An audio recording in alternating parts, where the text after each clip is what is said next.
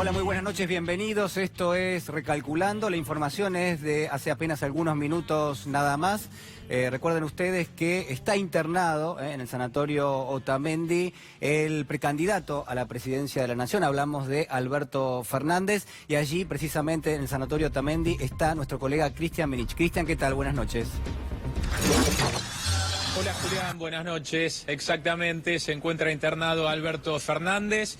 Lo estará por 48 horas, quedará en observación el precandidato presidencial por un cuadro de tos que lo preocupaba, que lo hizo pasar una mala noche en la jornada de ayer. En el día de hoy canceló una cena que tenía programada y ha transmitido tranquilidad Alberto Fernández al decir que no es algo grave, que va a pasar 48 horas en este lugar por recomendación de su médico de cabecera para realizar algunos estudios, chequeos de todo tipo que no se determinaron cuáles serán, pero que tienen que ver con chequeos generales para descartar cualquier tipo de problema de salud y sí a partir del jueves ya abocarse de lleno al trabajo que tiene que ver con la campaña electoral de cara a lo que se viene en el mes de octubre. Bien, está internado entonces Alberto Fernández. En estos momentos estamos atentos a los movimientos para ver si recibe algún tipo de visita o no, pero lo más importante es que él mismo en conversación con Marcelo Slotoviazda por la pantalla de C5N ha llevado tranquilidad al confirmar que no se trata de un cuadro de gravedad, sino por precaución y por recomendación de su médico de cabecera que se quedará en el sanatorio Otamendi, Julián, en observación. Muchísimas gracias, Cristian. Bueno, allí está entonces, Alberto Fernández, internado en el sanatorio Otamendi. Hace apenas algunos minutos nada más hablaba con Marcelo Slotoviazda, confirmaba la internación y en principio decía que va a estar allí en ese centro médico durante las próximas 48 horas. Así lo hacía. Quise hablar para terminar, porque yo conozco cómo es esto. Van a empezar con 1000 historias y 1000 confabulaciones. La verdad es que vine, hablé con un médico de cabecera, que es quien me atiende siempre, que es un director médico de acá del sanatorio Otamendi, que es el sanatorio donde toda mi vida me atendí. Le dije, mira, ando con una tos hace 15 días que me está volviendo loco. Me dijo, bueno, dale, venite y hacemos unos estudios. Y cuando vine acá me propuso aprovechar para hacer un poco más de estudios. Me dijo, teniendo en cuenta que largás una campaña, hagamos lo necesario para que, bueno, te quedaste 2 días, hacemos todo lo que tenés que hacer y empezás tu campaña en paz. Y aquí estoy. Y la verdad que quise hablar para desmistificar y sacar cualquier locura de la cabeza de alguien. Está todo bien, es parte de los estudios que me proponen hacer para garantizar que estoy todo en orden. No hay ningún tema que sea preocupante y bueno, solo para empezar una carrera que va a ser difícil. O sea que efectivamente vas a estar 48 horas internado en el hospital, en el sanatorio. Efectivamente. Pero preferí hablarte y hablarles y que me escuchen para no generar cualquier tipo de especulación con temas con tu salud. Sí, claro, de escribir, porque si yo saco sacamos un informe escrito, siempre eso abre lugar a cualquier tipo de especulación. Me pareció que lo mejor era hacerlo de este modo. Yo agradezco mucho que me dé la oportunidad de hablarlo y de plantearles esto para que todos estemos tranquilos.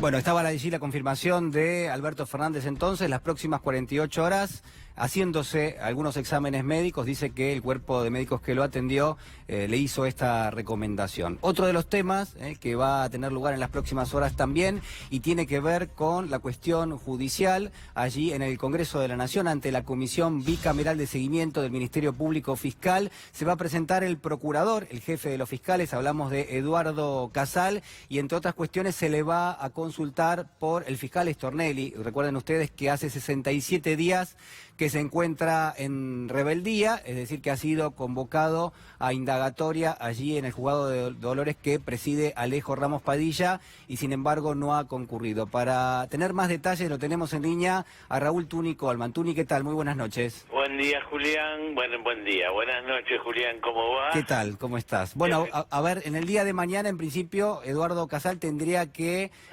ingresar, vamos a decirlo de esa manera, al Congreso para dar cuenta del estado de situación del fiscal Stornelli. Sí, señor. No solo eso.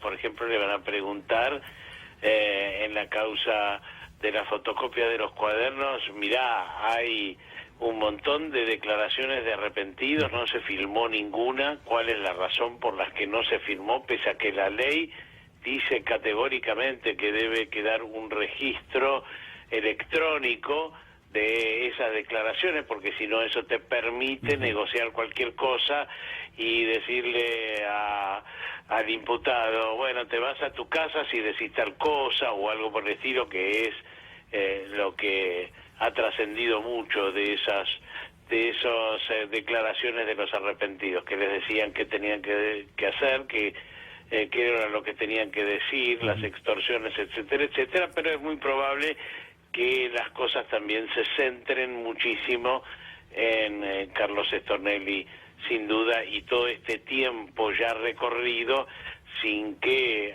se haya presentado y sin que, la verdad, Casal lo ha protegido más bien, ¿no? No ha hecho una sola declaración siquiera diciendo, a mí me parece que es correcto que el fiscal vaya y declare, ni siquiera eso ha hecho. Tuni, en las últimas horas también el propio fiscal Stornelli ha dicho, digamos, cuestiones como, creo que mi deber es no ir a declarar para proteger la causa de los cuadernos, habló de los fueros, que en principio le corresponden y que están a su disposición para proteger la investigación. Digo, ¿cuál es tu opinión y si pensás que gran parte o una parte del Poder Judicial termina apañándolo justamente a Stornelli?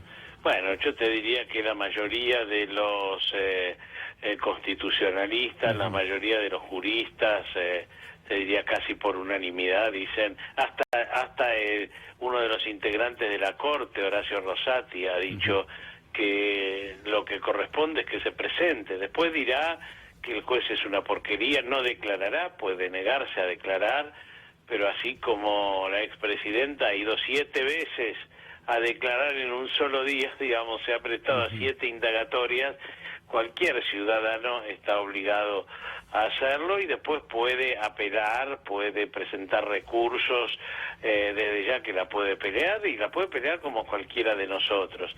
Bueno, se le ha permitido, yo creo que ha tenido mucha cobertura política y mucha cobertura mediática, que le ha permitido escapar a la declaración hasta el momento.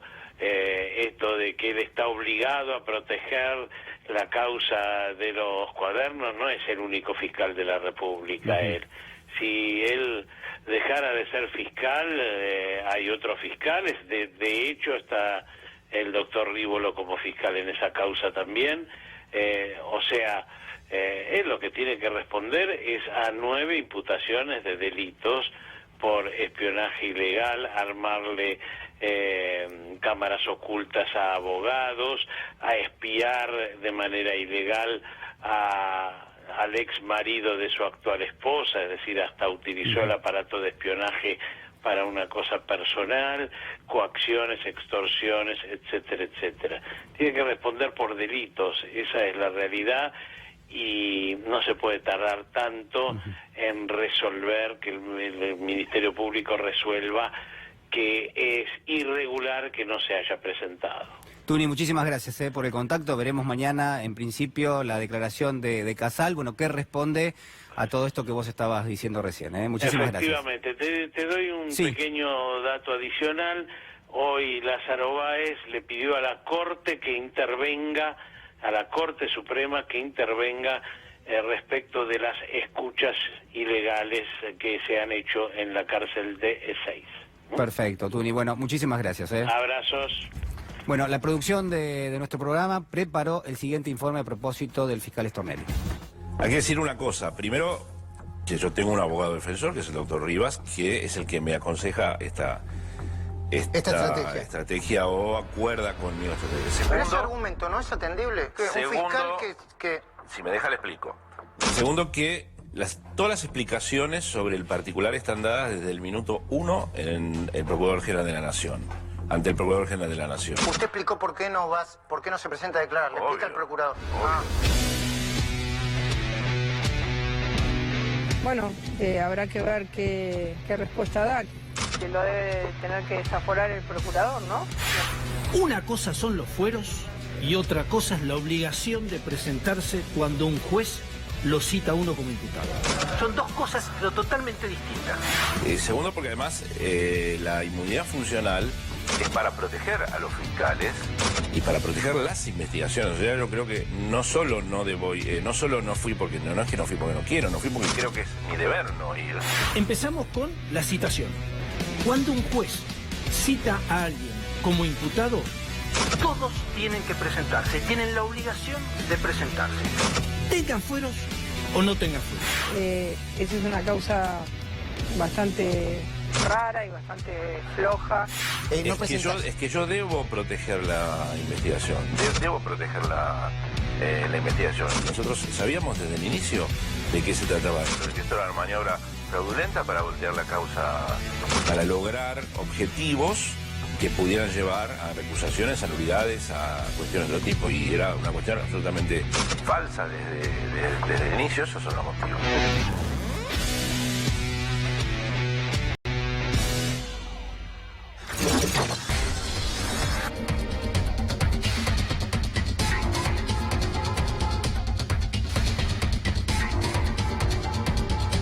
Bueno, muy bien, ahí lo teníamos entonces al ministro de Hacienda, a Nicolás Dujovne. Le ponemos, la verdad, Dujovne en la dimensión desconocida, porque ha tenido algunas afirmaciones en las últimas horas que llama muchísimo la atención. Lo tenemos para evaluarlo, digámoslo así, al exsecretario de Finanzas, Guillermo Nince. ¿Cómo está, Nince? Buenas noches. Buenas noches. Bueno, a ver, algunas definiciones de Nicolás Dujovne de las últimas horas, quiero preguntarle a ver qué le parecen.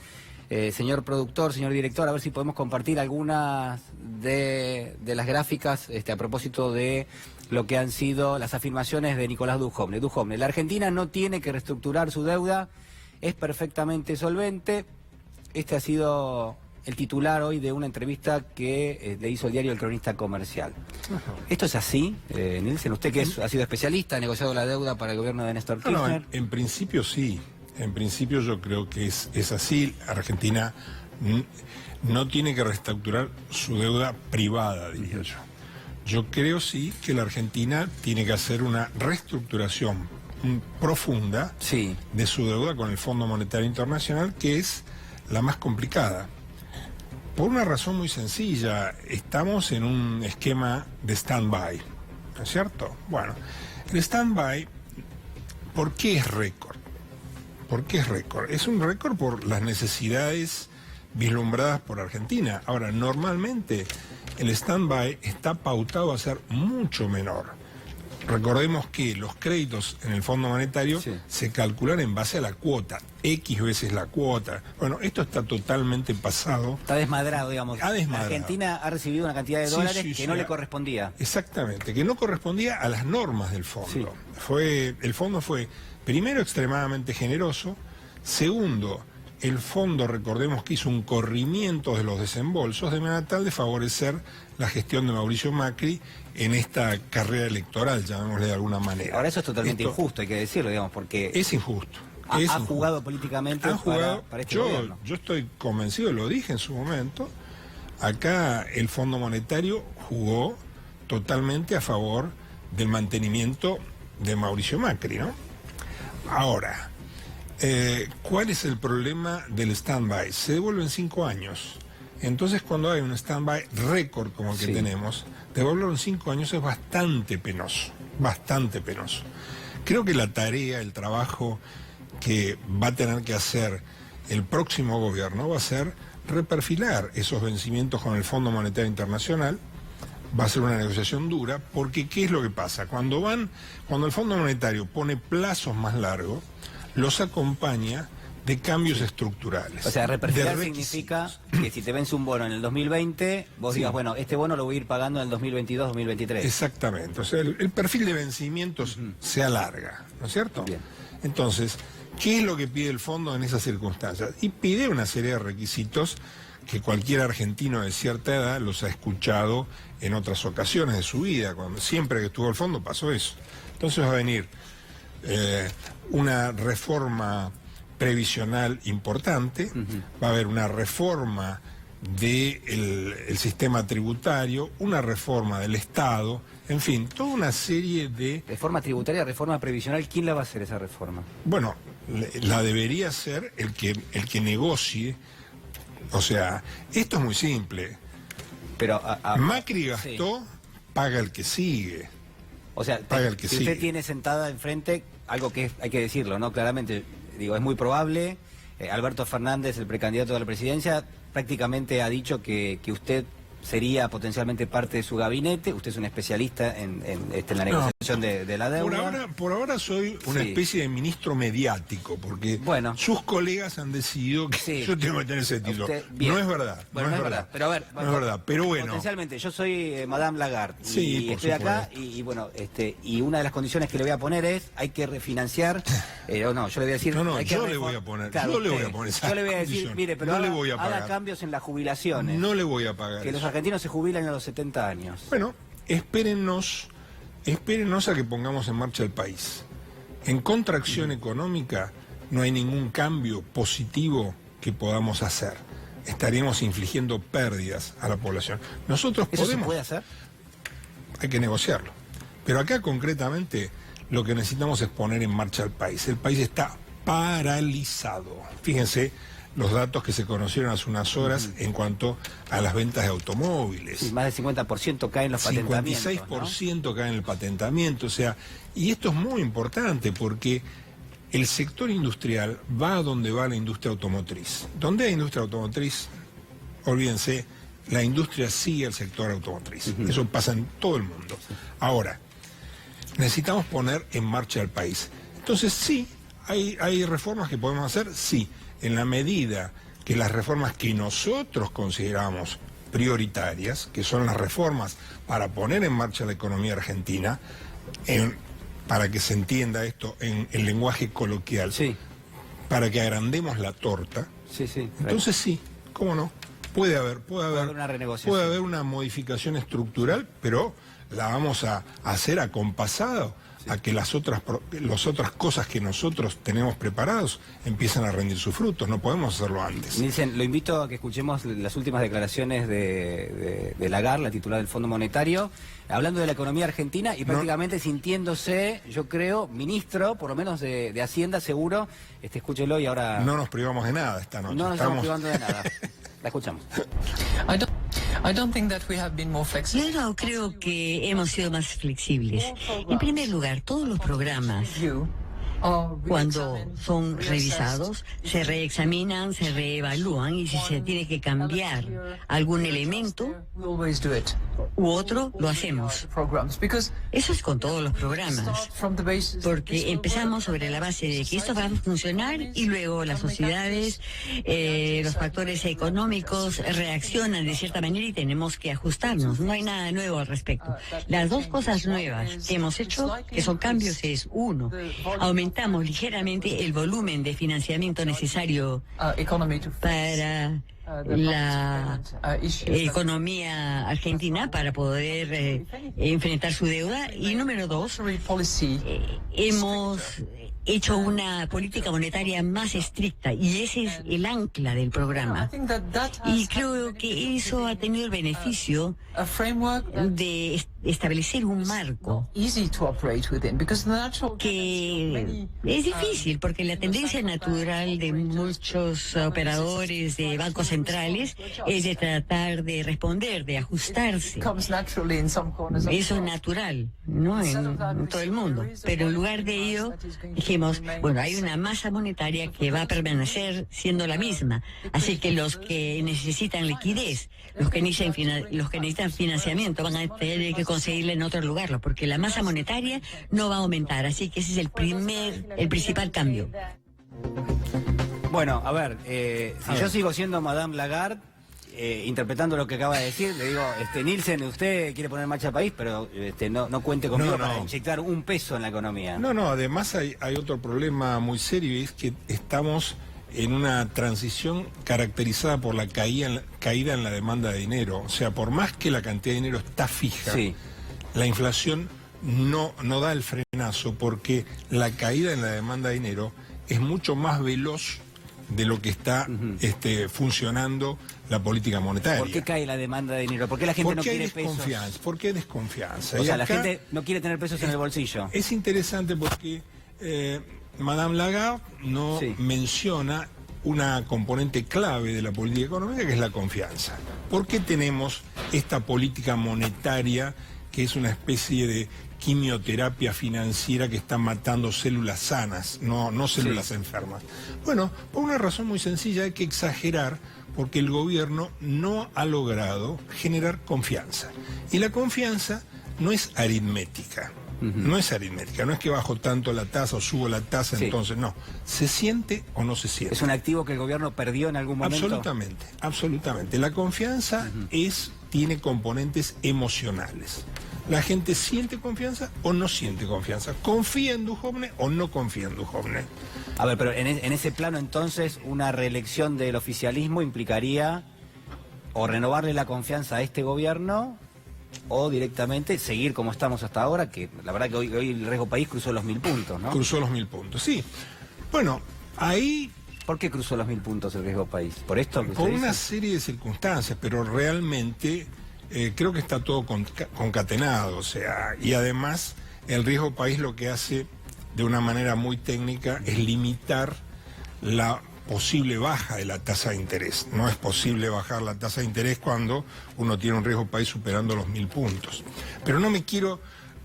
me gustaría focalizarme en el tema de la confianza y en el tema de una posible reelección. Bueno, vean, ahí me voy a una cena donde el presidente habló en una especie de reportaje que le hizo ni más ni menos que Vargas Llosa. Y a mí me quedé choqueado, porque Vargas Llosa le dice: presidente, usted está presentándose para la reelección. ¿Qué es lo que quiere hacer? ¿Para qué quiere ser reelecto? ¿Qué es lo que va a hacer en su segundo mandato? Dijo: voy a hacer lo mismo, pero más rápido. Dijo eso, sus palabras fueron esas. Me lo acuerdo perfectamente. Yo no entiendo qué hay detrás de eso. ¿Que va a ir al Fondo Monetario más rápido? ¿Va a ir a dónde más rápido? ¿A hacer qué más rápido? ¿Ir al Fondo Monetario implica que uno fracasó en el plan de gobierno? Totalmente. No el plan de gobierno es mucho más que la política económica, pero sí claramente haber llevado de vuelta al país a la tutela del Fondo Monetario es un fracaso estrepitoso. Si no hubiésemos ido al Fondo Monetario, si no nos hubiesen prestado 50.000 millones de dólares, ¿qué pasaba? No, el tema es el siguiente. Si no se hubiesen hecho políticas que hicieran necesario ir al fondo, si no se hubiera endeudado el país de la forma loca como se endeudó, entonces podrían haber estado creciendo fácilmente un 3% por año sin mayores sobresaltos. Pero no, entraron en un frenesí, está mal decirlo así, pero como adolescente, ¿no es cierto? Un adolescente al que le regalan un auto, agarra el auto y se lo pone de sombrero, lo lleva a toda velocidad y se lo pone de sombrero. Bueno, un poco acá, lamentablemente, pasó eso. Acá estaba muy claro que el nivel de endeudamiento era muy alto, que el gobierno seguía forzando el endeudamiento, haciendo todo lo posible, y bueno, esto... Los argentinos que tenemos memoria y cierta edad sabemos que siempre sale mal. Esta vez no es una excepción. Sí, quiero insistir con esto porque a usted se lo mira mucho y se lo sigue mucho, porque la verdad que no es muy difícil imaginarse que usted podría estar sentado en algunos meses frente al Fondo Monetario, y la verdad que la Argentina hoy, creo que de las primeras definiciones que tiene que tomar un nuevo gobierno, la primera de todas va a ser cómo resolvemos la deuda externa. Y sobre todo cómo resolvemos los pagos que empiezan a regir a fin de año y que sobre todo caen con más fortaleza 2020-2021. Yo no lo quiero inquietar, Pero bueno, acá... a mí, yo no tengo problema, digo... No, a la yo audiencia. Yo ya estoy a la inquieto, audiencia. No, Alicia, yo le digo la verdad, para mí, yo miro los números, usted seguramente hace lo mismo que yo, usted mira los números... Seguro. Y mira el tipo de cambio y dice, acá hay algo que está pasando. Julián, hay una cosa que hay que tener muy claro. Desde afuera del gobierno uno puede ver y puede seguir y puede monitorear cantidad de variables que se pueden monitorear a pesar de que hay ciertas demoras relativamente recientes en cuanto a la información que publica el Banco Central, ¿no es cierto? Lo sabemos eso. Ahora, yo estoy muy preocupado por la situación que va a heredar el próximo gobierno. Yo estoy preocupado por cuántas reservas va a tener el país efectivamente en el mes de diciembre. Es algo, a mí me tocó estar en el directorio del Banco Central a principios del 2002, cuando había reventado el sistema financiero. Sí. Y yo sé lo que es estar ahí y, digamos, la cifra oficial de reservas dice, no es el número, pero digamos, dice 7.000, qué sé yo. Entonces, el directorio empieza a preguntar, bueno, pero estos 1.500 que están acá, ¿están disponibles? ¿Son reservas libres? No, en realidad empiezan las excusas de la gerencia diciendo, no, en realidad esas están, pero están bloqueadas porque están como garantía por tal esquema, tal. Y estos otros 1.500 no, esos tampoco están disponibles. O sea, yo tengo mucho temor de cuál va a ser la Argentina que se encuentre, la gente, aquellos compatriotas que tengan que hacerse cargo de esto cuando se sienten en los sillones clave y empiecen a pedir la información que seguramente saben pedir. Bueno, a ver, agarrándome un poco de lo que usted está diciendo, en los últimos 45 días las reservas del Banco Central caen 12.000 millones de dólares. Se supone que caen porque se pagan bonos de la Argentina una parte, y los inversores no renuevan porque tienen desconfianza y se llevan los dólares. Otra parte son las licitaciones del Tesoro. Sí. Ahora, esa dolarización en marcha, la parte de los bonos se sigue pagando. Siempre hubo dolarización de portafolios. Se va a intensificar. Dicen, se acercan las elecciones. A ver, hay algo que está haciendo que no se intensifiquen. Y esto lo digo objetivamente, no estoy acá para hacer tachín ni nada. No. Pero objetivamente la elección de Alberto Fernández como candidato a presidente y la expresidenta como vicepresidenta ha actuado como una suerte de bálsamo entre los operadores y los inversores del mercado financiero internacional. Esto es así. Esto podría haber sido mucho más tenso, más ríspido, y no lo es.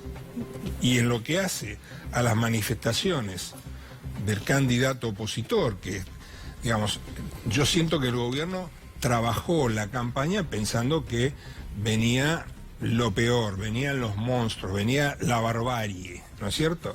Y de golpe esa línea argumental quedó absolutamente descolocada, y mucho más descolocada cuando uno habla con los operadores de Wall Street, que están viniendo a Buenos Aires y están organizando eventos en New York y en Londres referidos a la Argentina como hacía mucho no se organizaban. Ahora bien, aún así, aún sin que la oposición esté batiendo el parche en forma no constructiva, yo estoy preocupado por cuál va a ser la situación de reservas en diciembre. Dice, le quiero agradecer muchísimo por a ustedes, ha sido muy amable. Recuerdan ustedes, lo decíamos recién, en el día de mañana el procurador Eduardo Casal va a presentarse ante la Comisión Bicameral en el Congreso. Es por el seguimiento del Ministerio Público Fiscal. Una de las preguntas, sin ninguna duda, va a estar referida al fiscal Stornelli. Nuestro compañero Lautaro Maislin quiso también hacerle algunas preguntas y este fue el resultado.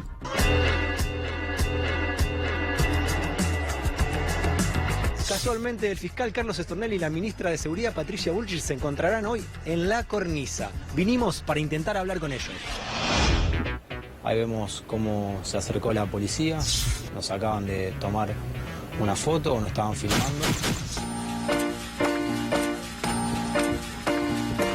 Ministra, queríamos preguntarle por cómo toma que el fiscal no se presenta a declarar. No tengo pactada una entrevista con ustedes.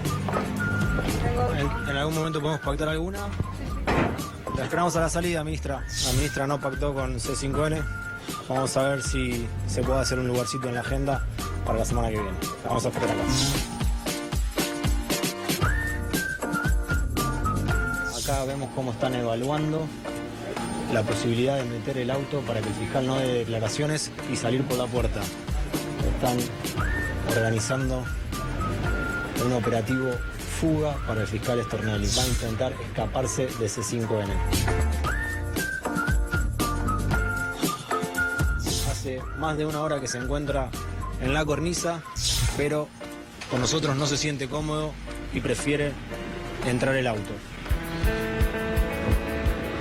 Ahí corren el auto. Ahí van a entrar el auto para que pueda salir el fiscal.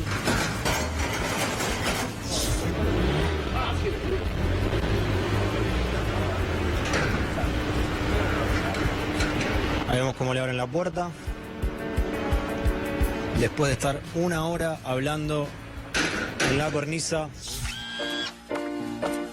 Fiscal, una preguntita, ¿por qué no se presenta a declarar? Fiscal, solo preguntarle con qué autoridad moral después llama a alguien a declarar si usted no se presenta. Fiscal, ya lo digo, nosotros lo queríamos invitar 5 minutitos nada más a C5N. Arremalo porque no abre. Se está complicando para abrir la puerta. Y si corre en el tacho, por ahí entra. Fiscal, queríamos preguntarle por qué no se presenta a declarar. Fiscal, preguntarle por qué no se presenta a declarar si no quiere venir a C5N. ¿Quién pagó el cafecito en Pinamar, fiscal? ¿D'Alessio? Fiscal.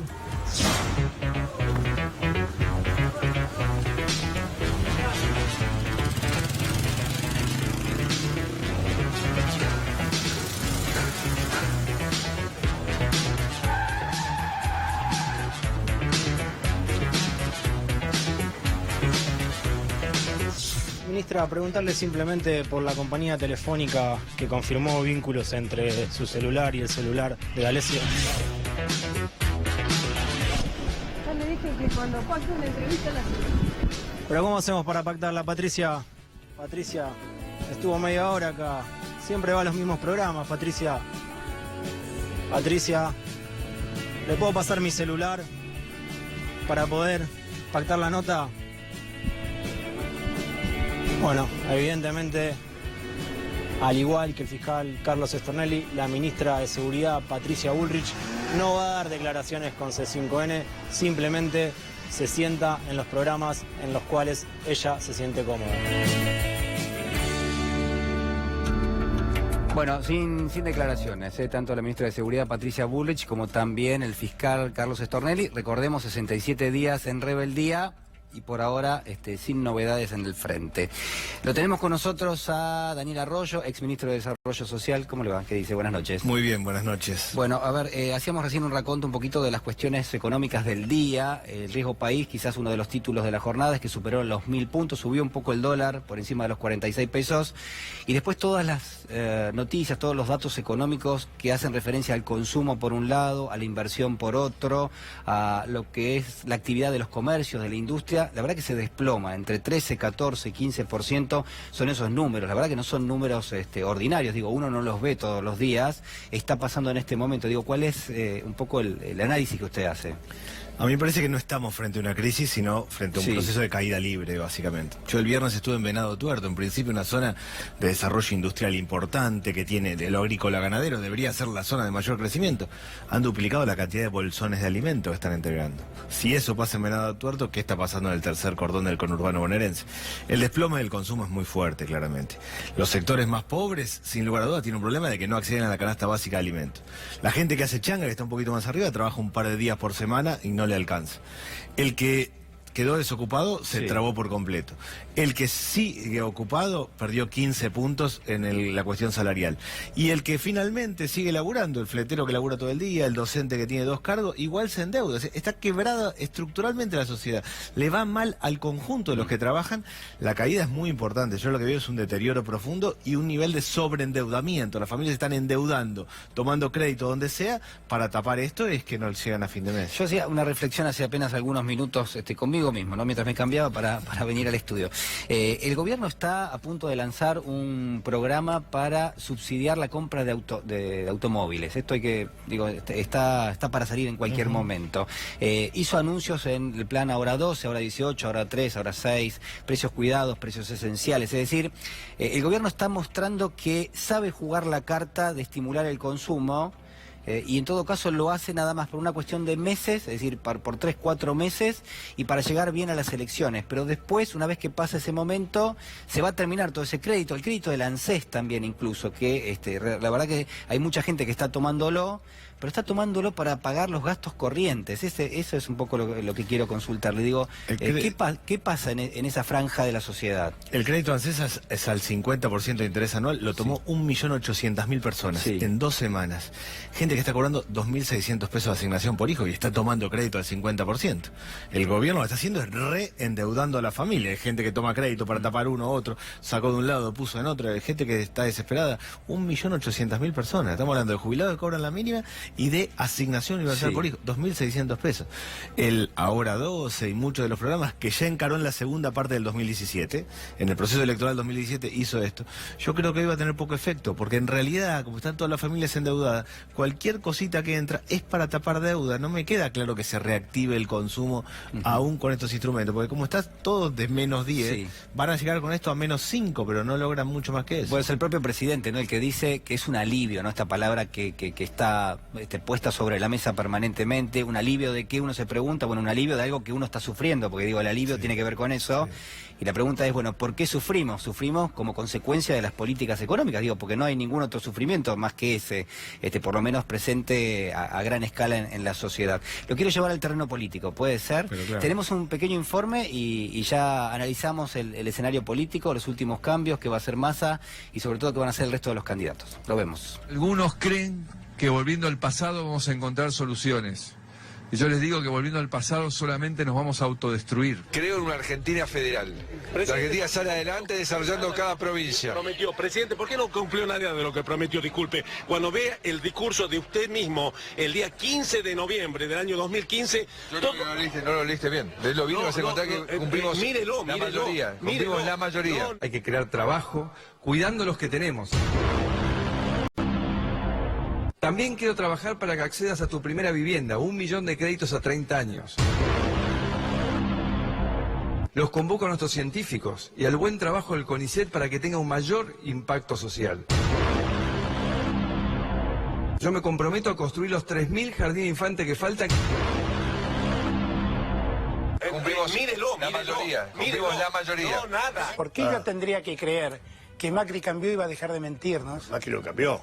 Ahora nos van a decir que en verdad tuvieron buenas intenciones, pero no pudieron. Nos mintieron vergonzosamente. Vidal está haciendo un esfuerzo muy grande para despegarse de Macri, para parecer una opción, algo distinto, que en un momento, todavía hoy, si uno lee los diarios, eso de plan B corta, la cuestión de los radicales, la idea de sacarlo a Macri y subirla a Vidal, o que sea vicepresidente. Usted mide un promedio del 10%. En un escenario de polarización, su voto va a ser apreciado en segunda vuelta. ¿Por quién se inclinaría? ¿Por Macri o por Cristina? No, absolutamente no. Nosotros vamos a apostar a llegar a la segunda vuelta. Y ya que veo que usted, 10%. ya veo que usted lee encuestas, la segunda vuelta ganamos a cualquiera de los dos lados. Hay también un nivel de decepción que esta semana que pasó no se pudo concretar una definición de los principales dirigentes. Bueno, ahí estaban algunas de las definiciones de los virtuales candidatos a la presidencia. Fuera del aire yo te preguntaba recién si estás hablando con Alberto Fernández. Él tuvo palabras muy elogiosas con vos y además te mencionó como uno de los referentes, sin ninguna duda, en la cuestión social, ¿no? Vos has sido ministro de Desarrollo Social. Quiero preguntarte, bueno, esto, ¿no? Si hablas con Alberto Fernández habitualmente y en segunda instancia, ¿cuáles son las medidas que potencialmente están pensando para un eventual gobierno? Sí, yo hablo muy seguido con Alberto, siempre los planteos han tenido que ver con la cuestión social, económica, la vida cotidiana. Él fue realmente muy elogioso hacia mi persona y yo se lo agradezco. Para mí hay que hacer esto en dos tramos. Primero, parar de caer, parar la caída y después recuperar. Para parar la caída, yo creo que hay que tomar 4 medidas, a mi modo de ver, el 10 de diciembre a las 10 de la mañana. Uno, regular, controlar el precio de la canasta básica de alimentos. Si nosotros no tenemos un mecanismo en serio para que comer sea barato en Argentina, la caída no va a tener, no va a parar. Segundo, armar un sistema de crédito no bancario. Lo tienen todos los países de América Latina, un sistema de crédito fuera de los bancos, 2-3% anual para máquinas y herramientas y para desendeudar a las familias. Lo tiene Chile, lo tiene Ecuador, lo tiene Brasil y lo tiene que tener Argentina. Tercero, hay que cuidar la industria textil porque trabajan mujeres y jóvenes, donde hay 24% de desocupación. Cuarto, obra pública, mano de obra intensiva, mucha obra pública de pico y pala, porque hay 1,5 millones de jóvenes que no estudian ni trabajan. Para mí, si se pone en marcha eso, no cambia la realidad argentina, pero dejamos de caer.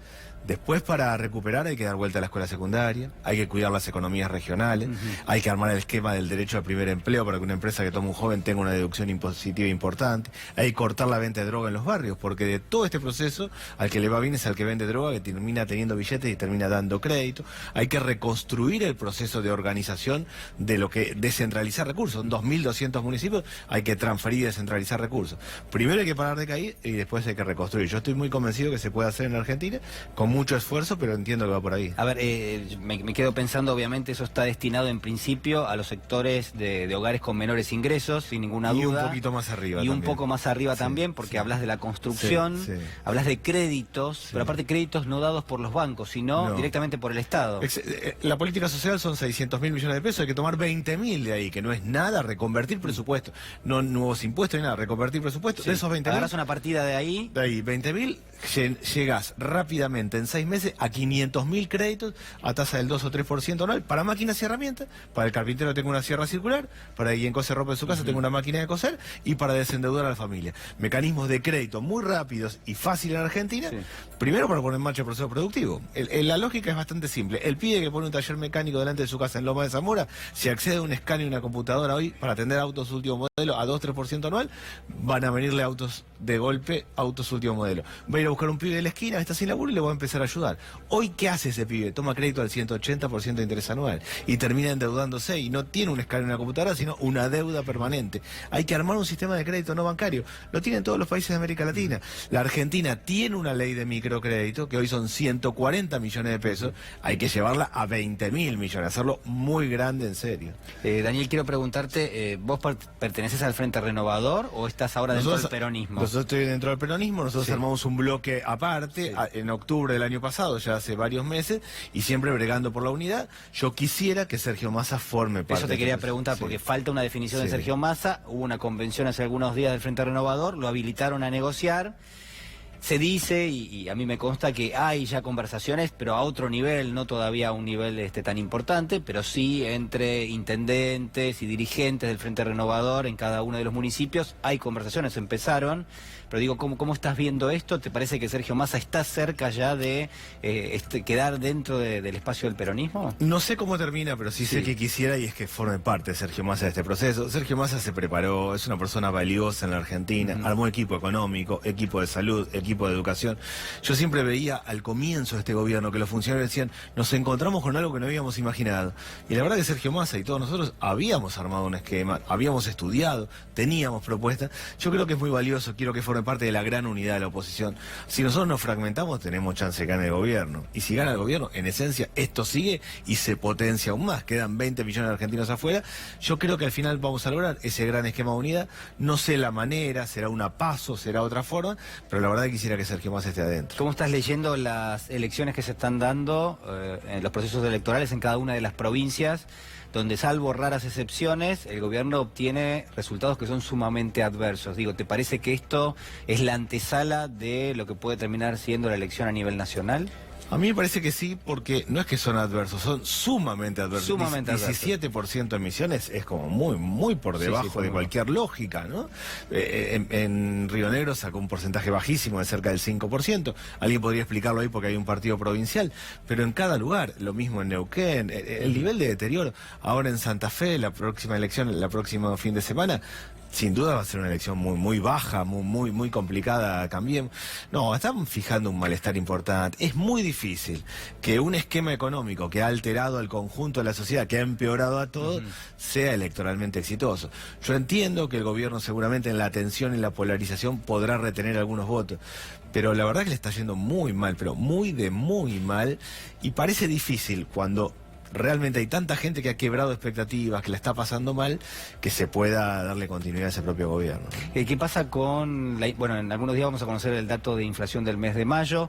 Podría ser apenas un poco más bajo que de los meses precedentes. De todas maneras estamos hablando de una inflación interanual de ¿cuánto, Daniel? 55, 56, 57%. En general, y en alimentos 60, y en alimentos de terceras marcas, que la gente empieza a comprar terceras marcas, 70%. ¿Eso va a seguir en los próximos meses, pensás vos? ¿Los alimentos los pueden lácteos seguir están escalando subiendo hoy? Los lácteos están subiendo hoy. Yo tenía expectativas porque el mes pasado hubo una pequeña baja de los alimentos comparada con el resto, pero no de los lácteos. Los lácteos siguieron subiendo. Sigue bajando el consumo de leche. El consumo de la leche fluida en sachet, que es la leche básica que van a tomar la familia, tiene una caída de casi 18%. Es una locura. Sigue cayendo mes tras mes. Sigue bajando el consumo y siguen subiendo los alimentos. Claro, aparte el consumo de leche que, desde el punto de vista del análisis, es básico. Digamos, si una familia consume menos leche, te marca cuánta gente hay adentro y cuánta gente hay afuera. Te marca un piso, ¿no? Nosotros tenemos 3 generaciones excluidas. Un joven que no vio a su padre o a su abuelo trabajar. Este joven o esta joven ya es mamá o papá. Sus chicos ya nacieron. Si se están alimentando mal, vamos a una 4ª generación de exclusión. Si un chico come mal en la escuela, va a aprender mal. Y si aprende mal, va a reproducir la pobreza.